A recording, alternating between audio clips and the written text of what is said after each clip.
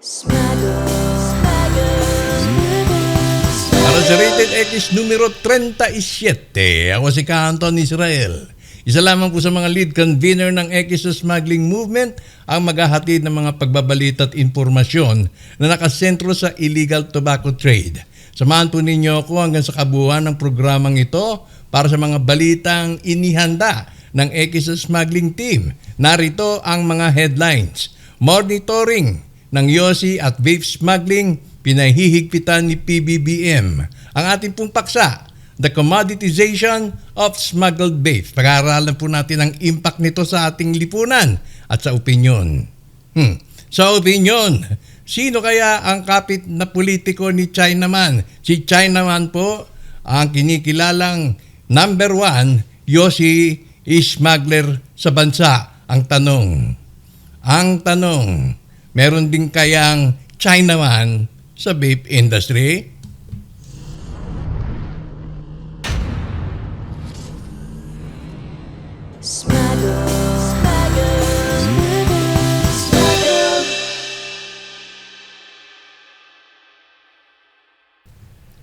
At sa unang hanay ng ating pagbabalita, Pangulo na mismo ang may utos.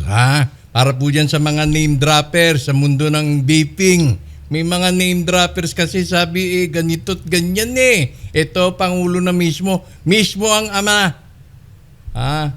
Ang nag-uutos sa BOC, Bureau of Customs, sa BIR, sa DTI, pagpaitingin palalo ang laban kontra Yossi at vape smuggling. Para sa detalye, mababasa sa Abante. Ito ang headline. PBBM binoljak Customs BIR sa smuggled vape. Ay paano nga ba naman?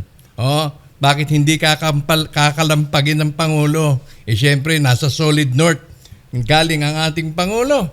At nandiyan dyan siyempre ang industriya ng tobacco nakasentro sa Ilocos Region. Kaya kasunod nito, ipinatawag ng Pangulo sa Malacanang at inireport sa kanya ng Private Sector Advisory Council Agricultural Sector Group na bumabagsak po ang industriya ng tabako dahil sa pagsulpot ng mga nicotine-free vapes. At syempre sinisisi po yan sa proliferation ng mga disposable vapes na very aggressive ang marketing. Yun po masyado very aggressive. Hindi po sumusunod sa mga regulasyon at alituntunin na syempre nicotine is an addictive product. Pero freely minamarket. Nakakarating nga po sa ukay-ukay.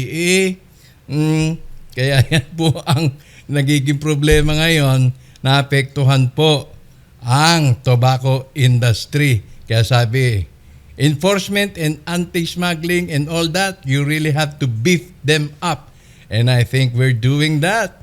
There will be more efforts, the BOC and BIR, so we can improve performance with that regard. Siyempre, sinabi po ng Commissioner ng BIR na si Romeo Lumagi ay magsisimula na siyempre yung pagpapatupad ng tax stamp. At sabi naman ng DTI, mangangailangan pa sila ng maraming tauhan upang i-monitor ang vape industry. Kadalasan po kasi sinasabi, tinurn over na sa BIR, tinurn over na sa Bureau of Customs, sa NBI para sa kaukulang dokumentasyon at disposisyon. Hanggang doon lang natatapos po yung balita. Wala na tayong nalalaman kung ano na sumunod. Yun po ang mga problema dyan. Pero siyempre naapektuhan po yung tobacco farmers natin dito sa Pilipinas. Kaiba po kasi ang sitwasyon. Doon po sa Australia, doon po sa ibang bansa na hindi naman po sila tobacco growing country.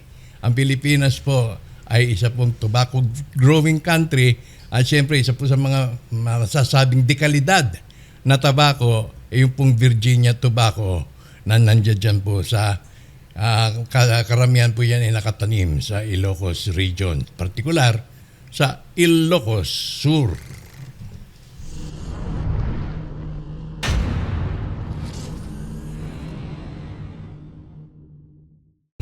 Kaya nga yung mga iba Sabi malakas daw sa anak eh. Takot naman yung mga tao. Ako, malakas ito sa anak. Kaso ngayon ipinag-uutos na po mismo ng ama. Kaya po dyan sa Ilocos Region, may mga handang sumuporta po para i-ban ang disposable vapes. Kayong nasa industriya, yung mga retailers, mga nagsisiyaman dahil nagpapagamit sa mga smugglers, papayag ba kayo na tuluyang ma-ban ang disposable vapes? Dahil ibang-iba na po ang takbo ng vaping industry kumpara noong wala pa mga disposable vapes. Specialized po yung produktong yan. Nagsimula, wala pa ho yung RA 11900. Ang vaping business ay isa pong specialized business. Kahit sabi pa natin na hindi masyado itong professional na nagsimula, pero kailangan mo talaga ng technician. Kailangan pumasyal doon, inuulit-ulit ko para ipaayos yung iyong vape. At napakaganda ho ng communication between dun sa vape shop owner at dun sa vapor. Ngayon wala na may iba pa dyan naglalatag pa ng katawan. Maakit lamang itong mga konsumidor kadalasan mga kabataan pa. Kaya may mga grupo po, particular dyan sa Ilocos Sur, nagpahayag na po ang Candon Mayor na Eric Sigson na handa siyang sumuporta sa anumang panukala para mapabaan itong mga disposable vapes na ako naman po ay naniniwala maraming Chinaman ang involved dyan. Mayayabang pa. Mayayabang pa kasi may kapit daw. Tignan natin ngayon itong Chinaman na kumapit. Kapit tuko sa isang politiko. Ayan po yung naka-feature sa ating pong infographic of the week. Na inyo pong makikita, mapapasyalan sa amin pong web page sa Facebook. Sa aming page sa Facebook. Ang Eki sa Smuggling page. Na meron na pong 123,000 likes at 127,000 followers. Mainit po namin itong pinopost. Nakapost po dito sa aming Facebook page. Politiko sumasahod ng 5 milyon sa Yossi Smuggler. Sino kaya itong politiko? Hindi po mahirap kilalanin kung tutusin kung kayo ay very, very much attuned sa mga nangyayari dyan sa Senado. Hindi po mahirap kilalanin. O dyan sa Kongreso, dyan sa mga LGU, kaso hindi ako attuned kaya hindi ko kilala. Ay nandito sa Abante Tonight. Blind item po ito, kaya hulaan blues Politiko tumatabo ng 5 milyon galing po sa isang Yossi Smuggler. Ito alam niyo po, dyan po sa gawin ng Central Luzon, laganap po yung mga tinatawag nating smuggled cigarettes. Laganap po yan. Sa Nueva Ecija, sabi nga, laganap po ang Yossi rito ng mga illegal. Kaya dito, para sa mga karagdagang detalye, panoorin na lang po natin ang video na inihanda po ng Eki sa smuggling team. Narito po. Teka. Ay, sorry. Narito po. The WHO, itong politiko na buwanan ay 5 milyon ang sweldo mula sa Yossi Smuggler. Binansagang Chinaman ang isang smuggler na ito dahil sa pagpupuslit di umano ng mga Yossi na nagkukunwaring legit. Galawan ni Chinaman Mameke ng mga sikat na brand, ang Marlboro niya ay Marlboro at ang Philip Morris naman ay Philip. Mga peke niyang paninda ay mabenta pa nga sa mga probinsya. Baka isa na siya sa mga mastermind na hinahanap natin dahil palipat-lipat daw itong si Chinaman ng operasyon pag alam niyang mariraid na ang bodega niya. Paano niya malalaman pag may raid kamo? Aba itong si Chinaman, maparaan! Binarkada raw nito ang isang politiko para may masandalan sakaling malagay siya sa balag ng alangan. Lapitin ng bad guys itong politiko basta magkasundo sa presyo. Aabot daw sa 5 milyon kada buwan ang binibigay ni Chinaman sa politiko. Madalas daw maispatan na magkasama ang politiko at si Chinaman sa arena at sa iba pang pampublikong lugar, patunay na ganun kalalim ang bulsa ang sabwatan ng dalawa sa ilegal na operasyon. Clue, Ang pangalan ng politiko ay pwedeng iugnay sa pelikulang The Good, the Bad, and the Ugly ni Clint Eastwood, habang si Chinaman ay dalawa lang letra ng apelyido.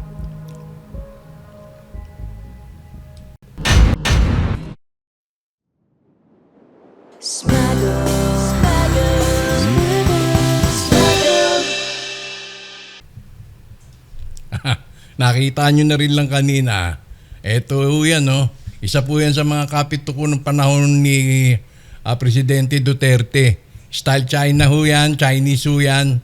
Yan, no? Meron pa sa gisag ng Pangulo ng Pilipinas. Para ho sa Pangulo yung upuan na yan, naglakas loob pa. Etong si Richard Tan o Richard Chen na nahulihan po yung kanyang bodega ng shabu. Pero kapituko! Ganyan po style ho ng mga inchik eh. Makikita nyo, pupunta kayo sa tindahan ng inchik, nandun sila ni Mayor Lim, nandun sa kwadro. At tapos sasabihin, kaibigan ko yan. Ganyan yung style ng Chinaman. Para sa proteksyon, pupunta sa politiko, magpapapicture, at ipagmamalaki na kaibigan niya yan, kaya you cannot touch me. Yan po, isa po sa mga modus operandi pa ng mga Chinese o mga Chino na matagal ng panahon pa at yan pa umiiral pala ngayon. Dahil po si Chinaman ay meron pong kinakapitang politiko. The good, the bad, and the ugly.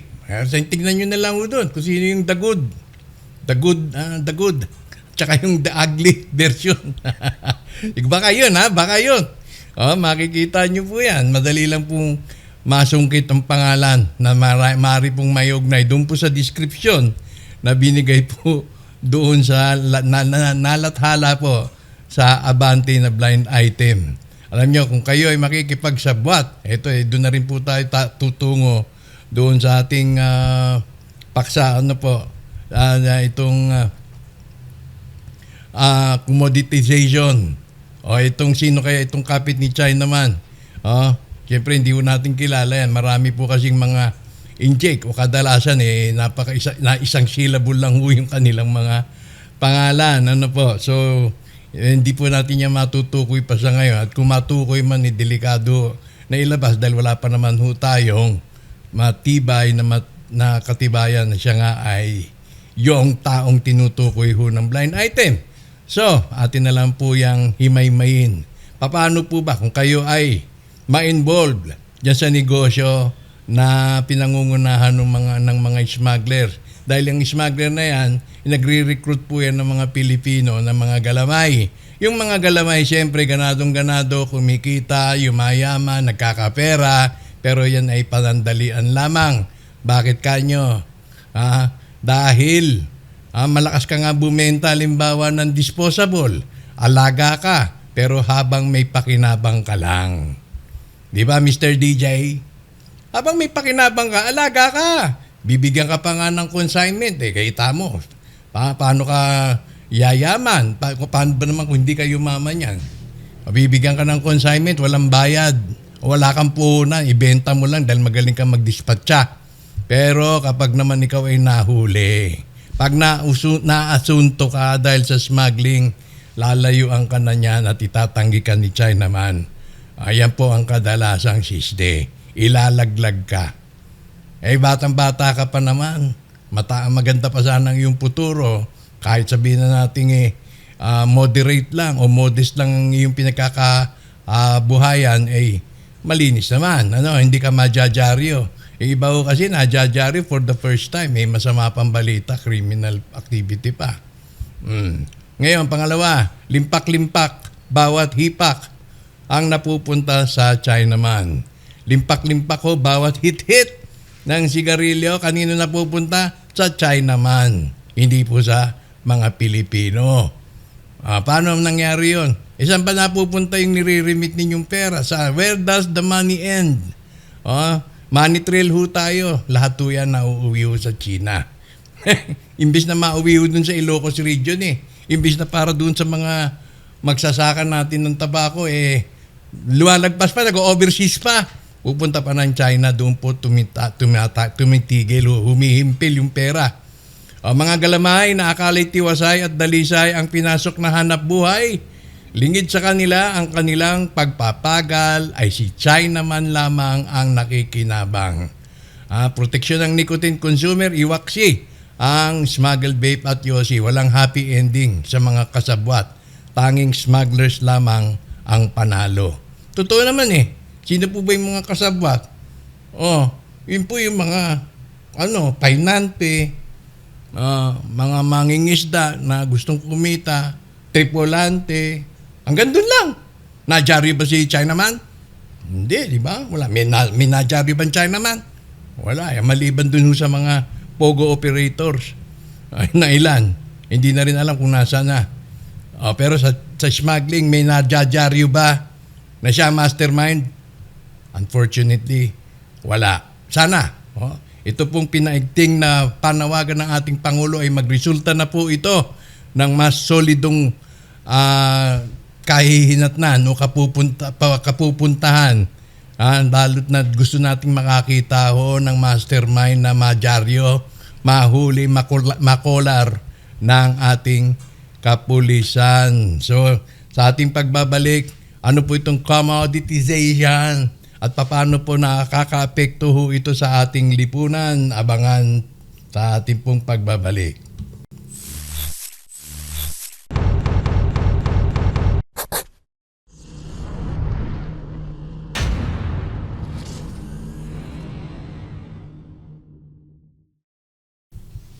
Ayan.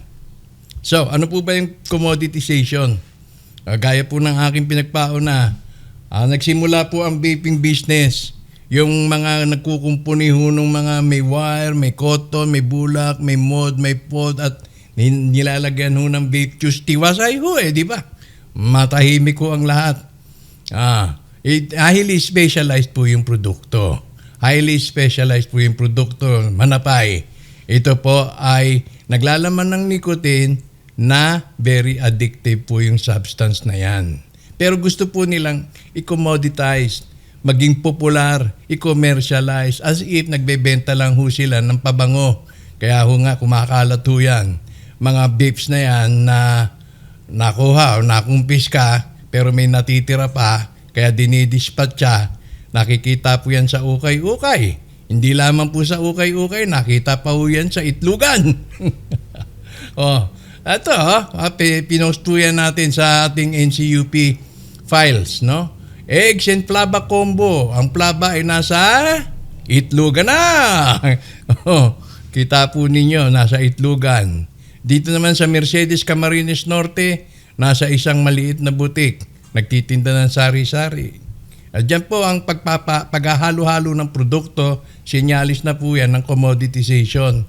As if wala lang, as if na ito'y hindi regulated, as if na ito'y isang laruan, as if na ito'y isang device para sa bisyo, at kaya pati yung mga kabataan ay maaari pong ma-attract o mahumaling dahil po yung iba ay pinaghahalo po yung bake shop.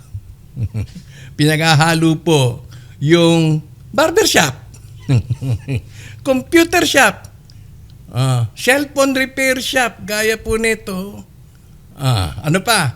Bake shop, cake shop, tattoo shop, shoe, sapatusan. Meron pa ho sa Naga City, sapatusan. Yan po itong paghahalo-halo ho ng serbisyo, naka-commoditize, na-popularize yung isang bagay na hindi naman po dapat.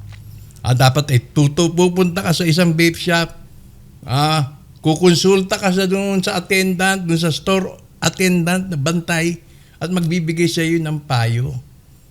Unang-una po doon sa mga wala pong alam. Gusto lang magbenta ng vape dahil gustong yumaman, gustong kumita. Wala pong masama doon sa gustong yumaman, gustong kumita, kaso piliin po ninyo yung produkto, lalong-lalo na kung yan ay smuggled. Napakadali ho yan ipakalat. Ipako-consign pa nga ho sa inyo Bakit kanyo? Gusto nilang mabakante yung kanilang bodega. Gusto nilang mabakante yung kanilang bodega dahil mitsa yung bodega nila. Mitsa ho yan. Baka mamaya mahuli sila. Di maraming madadamay po yung mga galamay niya. Kaya pamimigay niya halos yan. Ipako-consign sa iyo, pay when able, kumbaga, para mabawasan lang yung load ng peligro, nung risk go na nandoon ho sa bodega niya o nandoon sa possession niya. As much as possible, pakawalan mo yan. Liability yan. Mahuli pa ako. Mabuti na lang. Doon naman na lang pahuli kay Mr. DJ. Masipag magtinda eh. Yan po yan. Ngayon, bumagsak nga sa iyo yung kamay, o dyan sa barberya mo, o dyan sa ukay-ukay mo, yung mga produktong yan, ano naman sasabihin mo dun sa bibili? Anong maipapayo mo? Wala ka namang alam. Ilang percent ba ng nicotine nandiyan dyan sa disposable na yan? Kung ako ay maninigarilyo, addict sa sigarilyo, gusto ko nang bumitaw sa sigarilyo at magbe-vape ako, nakita ko sa sapatusan, gaya dyan sa Naga, anong masasabi mo? Anong sasabihin mo sa akin? Ha? Masama ang amoy? Masarap ang amoy? Ano pa? Gaya nitong babaeng ito. Isa po sa mga style ho nila para lumaganap. Gagamit ho ng mga sexy ladies. Kaya dito po sa ating pinost, vape mode po ang hanap ko, hindi model ng vape. Ganyan po ginagawa ng mga inchik eh. Hindi ko tuloy alam kung sinong nasisiyahan. Yung vape consumer, yung vapor o yung brand owner na puro pa sexy yung kanilang mga model. Angkop ba yan? Ang tanong sa inyo mga inchik, mga China man, ako inchik din ako kalahati. Pero dito ako lumaki. Dito ako pinanganak. Pero itong mga Chinaman na to, wala akong pakialam yan. Wala ho silang pakialam, wala po silang damdamin, wala silang pagmamahal sa Pilipinas. Dahil hindi ho sila taga rito. Ang pinagagalaw lang nila yung kanilang pera. Kita nyo, parang bumabahan ang pera. Ang tanong, saan galing yung pera? Kaya kahit gumamit ho sila ng mga endorser na ganyan po, halos sa konti na lang ang saplot sa katawan. Ako na nga lang nagtakip ng ngunay niya eh. Baliwala ko sa kanila yan kung paano makaapekto. Ang importante sa kanila, meron silang pinopromote yung kanilang disposable vapes. Pinopromote nila, maidispatcha nila, sa anumang paraan yan, maging masaya lamang sila at nakapagbenta sila ng disposable vapes. Wala na itong mga galamay naman nito, palakpakan lang ng palakpakan. Gaya nito sa Ilocos Norte yata ito. Yung may-ari niyan meron din po siyang bake shop. Parang gano'n ang dating eh. Anong gagawin? Bumili ka ng donut. Sige, bili donut. Bibili ka ng donut.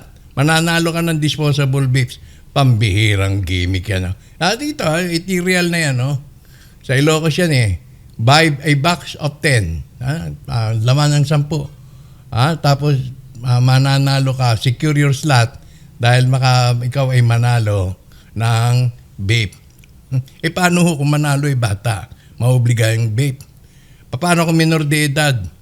At paano naman po naging relevant yung donut sa vape? Pagkain yung isa-isa, hinihipak. Ito mga ganitong uri po ng promosyon, nakakadagdag po sa konsumisyon. Totoo yan. Nakakadagdag po sa konsumisyon dahil ang epekto po niyan, paglaganap ng mga disposable vape, hindi lamang po nakaka-apekto sa ating sa pagkakakitaan o pinagkikitaan ng mga tobacco growers, kundi yan po ay magiging menace na po yan sa ating lipunan dahil yung mga hindi naman po dapat mag-vape, gaya ng mga non-smokers, vapers. Nagkaroon po ako ng research mismo. May research po ako dahil tobacco harm reduction scholar po ako eh. Tinanong ko yung mga kabataan, ba't ka nagbe-vape? Uso eh. Naninigarilyo ka ba dati? Hindi po. Marami pong ganong kaso. At hindi nila may paliwanag kung ba't sila nagbe-vape. Kanino po natin pwedeng ituro kung sino may sala. Di si Chinaman, yung mastermind. Kaya nga itong plaba nakarating na ho sa ukay-ukay. Ang paglabag ng isang vape product ay sa maling tindahan ay dagok sa imahe ng brand. Meron pa dyan. Si Tonyo. Si Tonyo, lakas-lakas bumenta ng B2, B1, alam naman niyang illegal na. Nag-iingay po yan sa Facebook. Sabi niya, kailangan daw mag-ingay sa Facebook dahil yan daw para tangkilikin ang kanyang mga paninda. Tingnan niyo naman po. Sino tumatangkilik? Sino ang iyong mga tagapanood? Antonio Miguel? Kaya ang mga talunan ho dyan ay yung mga hindi po naninigarilyo, natuto na lang mag-vape. Ay di naging addict tuloy sa nicotine. At iyan po ay isa po sa mga nagpapababa na hindi lamang po ng imahe at kalidad ng mismong disposable vape na yan o mga liquid nicotine na bumababa ho ang kanilang brand image, bumabagsak din po siyempre ang presyo. Ayan po ang impact. Kaya kawawa siyempre yung mga ibang mga retail outlets na kumukonti na lang ho sila, yung mga gusto pong maging legit at nagsisikap na maging legit dahil po sa kagagawan ng mga galamay ni Chinaman, nalalagay tuloy sa balad ng alanganin. Hindi lamang po yung mga consumer na hindi naman po dapat nagbe-vape, kundi maging ang ating mga tobacco growers.